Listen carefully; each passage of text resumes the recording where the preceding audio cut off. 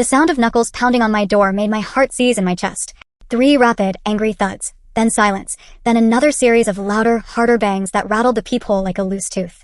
I stood barefoot in the kitchen, clutching my phone so tightly my knuckles had gone pale. The apartment hummed around me, fridge, I see, the faint tick of the hallway radiator, every small noise unnaturally loud in the hush after impact.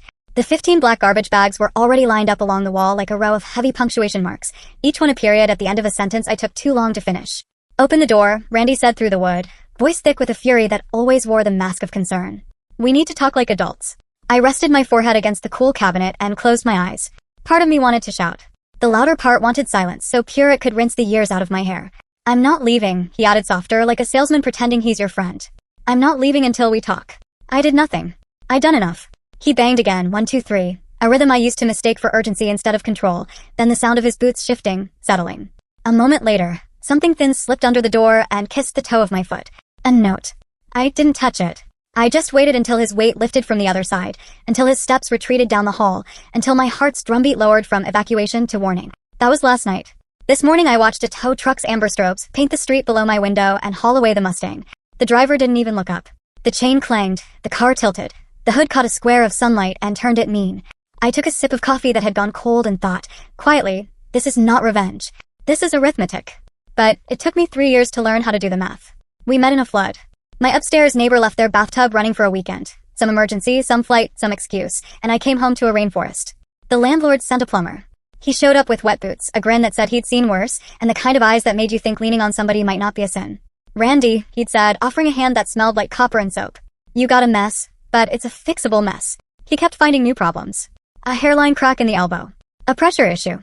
A hiss behind a wall that didn't sound right. He came back the next day, then the next. I made coffee. He liked sugar. He talked about a job he had before, a boss who didn't get him, union guys who cut corners. I didn't know enough to tell story from truth. It felt like somebody had rolled up their sleeves for me, and that was a kind of intimacy I hadn't believed in since college. Fast forward with a skip, like a scratched record. His lease ended. We were already together all the time. He moved in. I told myself it made sense. I could cover rent if he was between jobs, a phrase I learned to massage into compassion until it stopped sounding like a fact and became an identity. He had talent, he promised. He just needed a chance. A different company. A boss who recognized what he brought to the table. And then there were the voice messages, long, unspilling tirades sent to me on his lunch breaks or when I didn't pick up, full of bile I mistook for pain.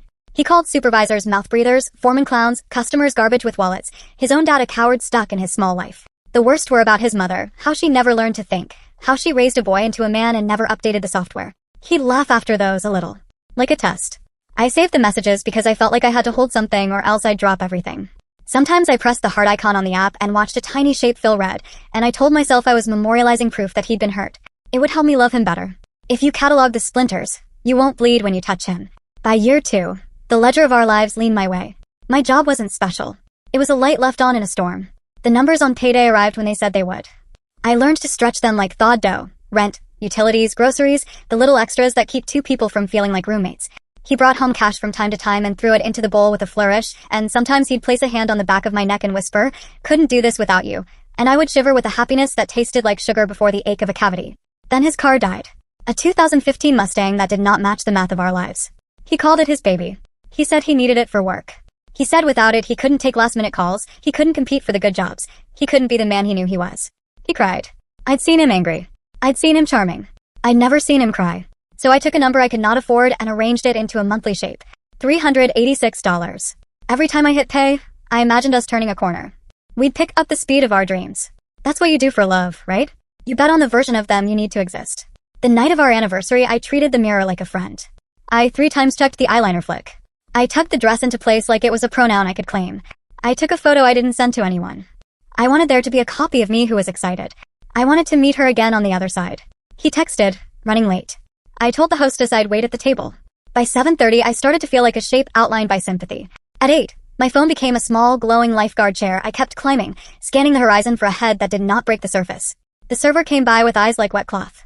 Another few minutes, I said, and heard how I sounded, like a woman in a bad play who hasn't realized the audience can see the wires above her.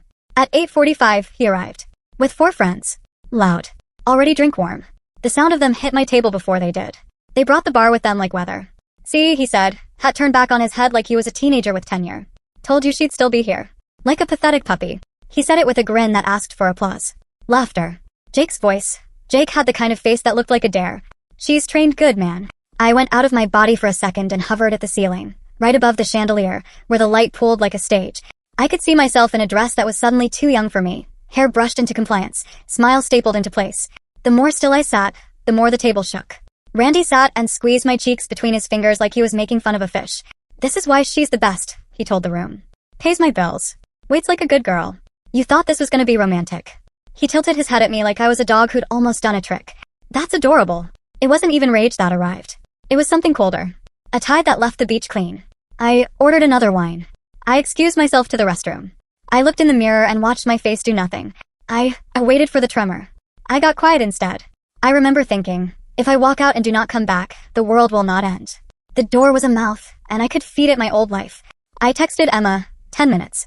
"I love you. Bring quiet." I walked past the server and whispered, "I'll pay for my wine.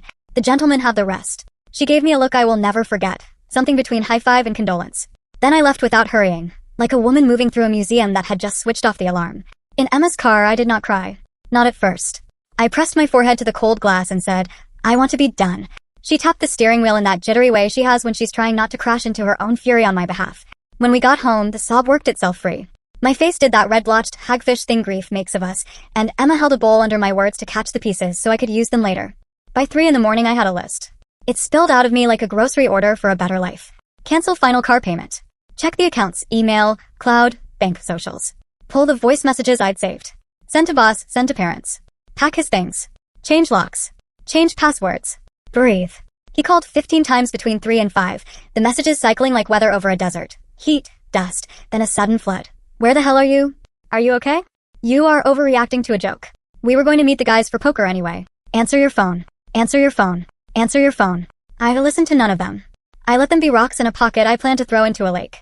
At 7:02 a.m., I reached the bank. The woman on the line had the kind of voice that could sit with you in a waiting room. I told her I needed to reverse a payment. I used the word fraud, which felt both too sharp and not sharp enough. She asked for documentation.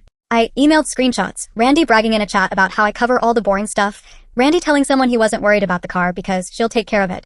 She put me on hold. I paced furrows into the rug. When she came back, she said, "We can initiate the reversal." I thanked her the way you thank a surgeon you will never meet. I opened his email because he had given me the password last year and never changed it. There were messages like little bombs scattered across a field. Threads with the guys where they plan the restaurant bit. "She'll wait," he wrote. "She always waits." Then, watch this. Laugh cry emojis. "Jake, make it a story, bro." I ran my finger under the screen like I could erase. There was Amber. Photos that were not explicit, but intimacy isn't measured in skin. There were in-jokes and cheap winks and a forwarded meme about girls who invest. There was a calendar invite called after work with no subject line, like a secret that had taught itself to stand up straight. I checked his cloud. A folder labeled voice notes held a recording where he called me his personal ATM, his laugh cutting off at the end like he'd nearly dropped his phone. When the tide of discovery receded, I had a beach full of shells. I separated them into piles. Boss. Parents. HR maybe. The guys. Me. I created a new number. I sent the boss 3 clips, no commentary. I sent his parents too, and I added the smallest sentence I could write. "Thought you should hear this from him, not from me." Then I stood in the doorway of my bedroom and looked at his side of the closet the way you look at a shoreline after the ship leaves. I took a breath, grabbed a black bag, and began. Clothing fell like tired flags. Shoes thumped. The belt he'd worn the night he told me I'd never have to worry again landed on top like a punchline. I didn't fold. I stuffed. It felt like telling the truth. When the doorbell rang that afternoon, I did not flinch so much as brace. The peephole made his face a fishbowl. He had flowers, the cheap kind bought with the confidence of a man who believes the world owes him petals. I turned the deadbolt like I was turning the earth. He slid a note under the door.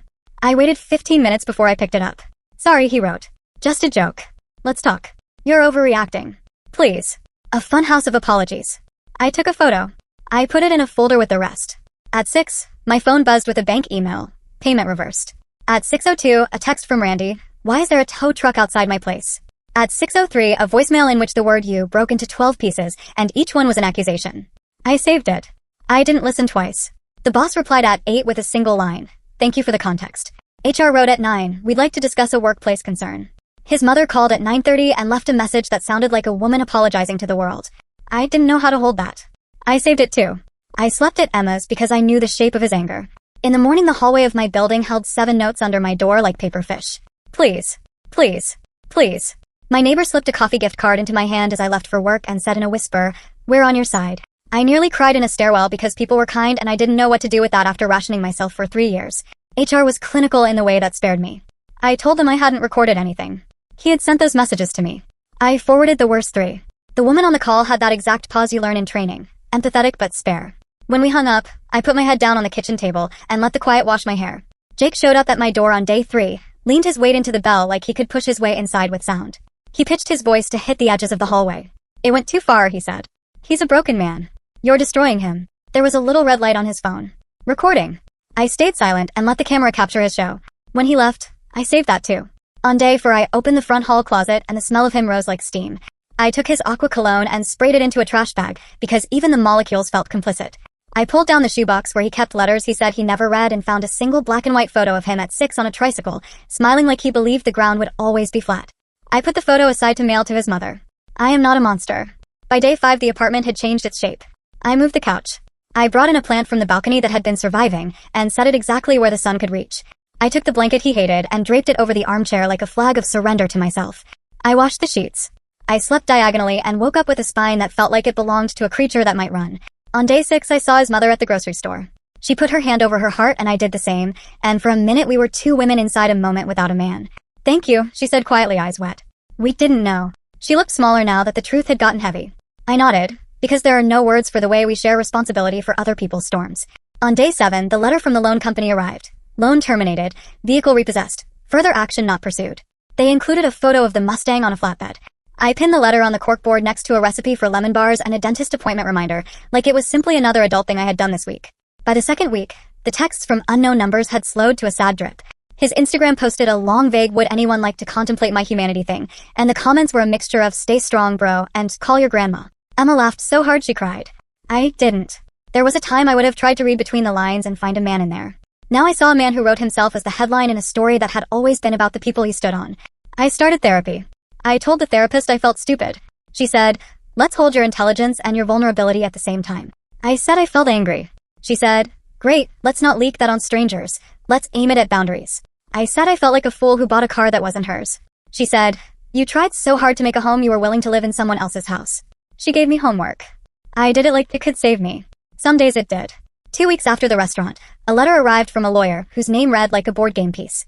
It accused me of defamation. It demanded I cease and desist. It threatened action, which felt like a word a person uses when he wants to pretend he has choices.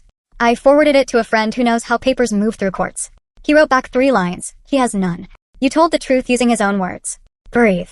I saved those 3 lines, printed them, taped them inside the cabinet door where I keep the glasses so every morning I could drink certainty. At night, sometimes, I'd still wake to the echo of knuckles on wood. A body's memory doesn't distinguish between past danger and current quiet. On those nights I'd pad to the window and sit with the city's sounds until they turned into lullabies. I'd imagine the tow truck that first morning, its blinkers slow and inevitable, and I would remind myself that inevitability can be gentle. It can also arrive wearing steel. The 3rd week, I adopted a cat from the shelter, a tortoise who sat in the back of the cage like she'd been running the shelter from her cell. The volunteer said she didn't get along with men. I said, "We have that in common." I named her Comet because she ran through the apartment at 3 a.m. like a celestial accident. She stared at me for a week, then decided I would do. The first time she purred on my chest, the sound vibrated my sadness into a new shape. Randy's mother texted from time to time. Not a friendship. Not even a bridge. More like 2 people sending messages in bottles to each other across a bay. She said he'd moved back in. She said he'd left again. She said he'd lost the job that HR had been reviewing. She said she was learning to let him face his own weather. Sometimes I typed, "I'm sorry," and erased it because sorrow is a currency I needed to keep for myself. I stopped looking at his profiles. I scrubbed the last traces of him from my apps like I was erasing old spaghetti from a Tupperware lid. I changed my number and felt my pockets lighter. Damon, the one friend of his who had seemed human, reached out once to say, "We didn't know. I'm sorry we left." I wrote back, "When someone shows you who they are, listen the first time. That goes for me too." He hearted the message. We never spoke again. One day, mid-month, I found the old audio folder I used to scroll during the worst nights, the favorites I'd pinned in the app because I thought I was archiving pain for future compassion. I stood at the sink and played one. His voice called his boss a brainless monkey, said his dad was a man without a map, said his mother couldn't think for herself, and at the end he laughed like this was a bit and the world was a stage. I hit delete and watched the heart go hollow. I didn't need them anymore. The proof had done its job. I could stop being my own prosecutor. He tried one more time. A new number. A voicemail I didn't listen to at first. I only opened it after dinner because I didn't want to let him in on an empty stomach. His voice was tired. Less lacquer, more undercoat. I'm sorry, he said. You ruined my life. He took a breath. I ruined my life. I know that. But you didn't have to, he broke off. I miss you. We had good times. He stopped again. Please. I didn't reply. I left the message unanswered like a door I had, at last, learned simply not to open. There is a kind of healing that looks like doing nothing. On the 2-month mark, I moved. My lease was up, and I wanted to live somewhere my bones didn't recognize the corners by bruises. The new place was smaller but brighter, and the sunlight in the mornings felt like a person knocking softly on a part of me that had been asleep. I told the landlord everything. She nodded like a woman who had heard enough versions of the story to know that truth often comes in similar outfits. We changed the locks the day I got the keys. I stood in the empty living room and said out loud, "This is mine," and the space looked back like it believed me. I cleaned my old apartment for the security deposit and found, behind the fridge, a bottle cap that said luck in green letters. I put it in my pocket like a talisman and remembered that luck is often just the work you did 3 months ago coming home with a different name. Around the 3-month mark, I started to notice my mind doing things it hadn't done in a while. It planned weekends without factoring in somebody else's moods. It remembered the difference between affection and apology. It caught a glimpse of itself in a cafe window and didn't flinch. On a Tuesday, I told Emma I wanted to try a new restaurant, the kind of place that once would have made me rehearse my excitement like a monologue. We went. We ordered the cheap wine and the good appetizers, and we made a rule that if somebody was more than 15 minutes late to any future dinner with us, we would start without them, and if they were 30 minutes late, we would leave. Emma made a toast. To numbers that add up, and we both laughed until people stared. I saved money. Not a lot. Enough that I felt like a person who could survive a flat tire or a desire to buy a lamp. The amount I had been sending to the car company now went into a savings account named Travel, and every time I moved the $386, I felt a small hinge in my chest loosen. I booked a weekend trip alone. I walked a city with my name in my pocket like a passport and wasn't afraid of the blank space under companion. The first spring in the new place, Comet found a moth and chased it until it made the kind of mistake moths make. I opened the window and let the late air in. I made pasta. I ate it standing up, a fork in one hand and a book in the other, and found myself crying. Not from sadness, not from joy, but from the raw animal relief of being unobserved.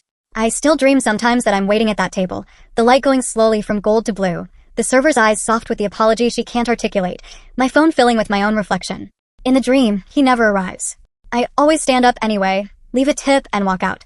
The dream version of me doesn't look back. That's how I know it's working. There were ripples. There always are. Somebody who didn't know the whole story posted a comment calling me cruel, and it pinched for a day before the sting dissolved. A coworker said, in the way people do when they don't want responsibility for their words, "Well, you must have seen signs," and I said, "I did, and I wanted to believe the part of him that was easier to love. Next time I'll believe the part that asks for work." My voice didn't shake. His brother messaged me once, the digital version of a man picking up a rock to see what crawls. He said I'd ruined Randy's reputation. I typed and deleted 3 responses before settling on the one that made my hand steady. He did that. I just turned on the light. 6 months out, I wrote a list of things I'd learned, because I'm still the person who believes that naming can be a kind of prayer. If you keep evidence because you're scared you'll need it, listen to that fear. It is telling you what truth might ask for. Kindness is not alone. You cannot repossess it when the person insists on staying who they are. A person who humiliates you in public has rehearsed in private. Leaving is not an act. It's a series of small movements. A bag, a password change, a silence kept, a key turned. You do not owe anyone the version of you that cried at their feet. Love is not math, but your life is. Balance it. Balance it again. Sometimes healing is ordinary. It looks like groceries and turned soil, and a cat who decides your lap is acceptable. It looks like a morning where you realize you haven't thought about the Mustang in weeks. It looks like a call from the bank about a new savings promotion, and you laugh because the phrase new savings used to sound like a joke. It looks like a quiet joy when the mailman walks past your door and no notes slide under it. Once on a bright winter afternoon, I saw a car like his at a stoplight. Same model, same year, same dent in the front fender. For a second, my heart bolted, then returned to its stall. The driver turned, someone else's jawline, someone else's hat, and went right on living his life. I kept walking. The sun hit the side of my face, and for a half block it felt like a hand warm enough to remind me what bodies are for. The last time I heard about Randy was from Damon, who sent a single text months after everything. He's telling people he's changed. I stared at the message a long time before replying with just 2 words, let him. It wasn't my job anymore to hold the tape measure to a man's sincerity. Maybe he would. Maybe he wouldn't. Either way, I had stopped being the place he hung his hat. An old friend asked me not long ago how I knew I was done. I didn't know, I said. I decided. The difference is a gulf and a bridge both, but I walked it. It creaked. It held. Tonight, I'm writing this with Comet asleep in the curve of my knee and a plant in the corner deciding to trust me with its leaves. There's a postcard on the fridge from my solo trip, blue water, a fairy like a line pressed against the horizon. Tomorrow I'll meet Emma for brunch at a diner where the coffee is burnt and the pancakes are perfect and the servers call everybody Han in a way that feels like a cultural inheritance. We'll sit by the window. We'll tip well. If anyone is late, we'll order anyway. Sometimes, out of nowhere, my chest fills with a quiet panic that I'm missing something. A bill left unpaid, a password unsecured, a door unlocked. I breathe through it and go check the stove like I always do. Then I count to 10 with my hand stretched over the sink, feel the water go from cold to warm to hot, and let the facts steady me. The car is gone. The bags were picked up and compacted and turned into the anonymous matter of a landfill that does not know our names. The locks are changed. The passwords too. The notes have been recycled. The recordings deleted. The woman in the mirror looks like someone I might like to know. There is no dramatic music here, just a soft, constant score. The hum of an apartment that has learned my steps. The size of a cat. The distant elevator. The way a city sings beneath itself, even for the people who forget to listen. Once, he told his friends I'd sit forever like a pathetic puppy. He built a joke and tried to place my body inside it. I am nobody's punchline anymore. I am a person who stood up, paid for her wine, and walked toward a door that led someplace called mine. When I lock it each night, I whisper a thank you I don't direct to anyone in particular. Not to the bank. Not to the tow truck. Not even to the version of me who kept the receipts. Just a thank you to the world for the way it keeps turning over chances. For the way it teaches you the arithmetic of leaving and the multiplication of what comes after. For the silence that followed the last knock and taught me that sometimes closing your eyes is not about avoiding what's out there. It's about seeing, finally, what's been inside all along. And when the fear returns, because it does, like weather, I let it pass through. I make tea. I open a window if it's warm. I tell Comet, we're okay, and she thumps her tail like a metronome setting the tempo for a life that's, at last, in time with itself. I don't need a courtroom to declare a verdict. The gavel fell the night I stood up and left the table. Everything since then has been paperwork, and I have gotten very good at signing my name.